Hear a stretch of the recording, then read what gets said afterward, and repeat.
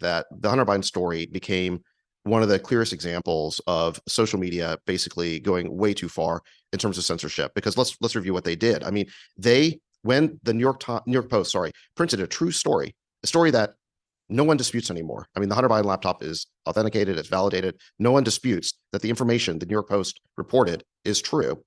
And yet that story was censored. The New York Post was locked out of its account. And then Trump campaign officials like Haley McInerney, who were then trying to bring up the story, they were locked out of their accounts. And then regular users were prevented from even posting the URL, the link to the New York Post story on their account. I mean, it was absolutely unprecedented.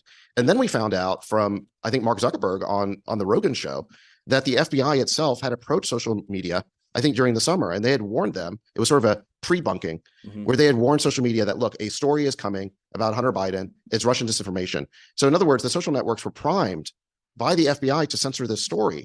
So it wasn't just a case of private companies acting on their own, which would be bad enough that the executives of these companies were indulging their own personal political bias. But it appears that the FBI had some involvement here, and we need to learn a lot more about that. To what extent were government actors involved in all of this? And one of the really interesting curiosities so far of the Twitter files has been the revelation of around Jim Baker.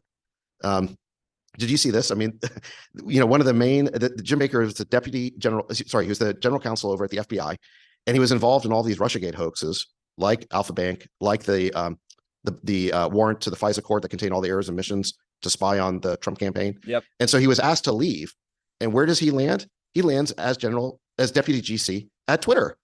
He'll go figure. So it shows how closely intertwined the security state has become with these big tech companies.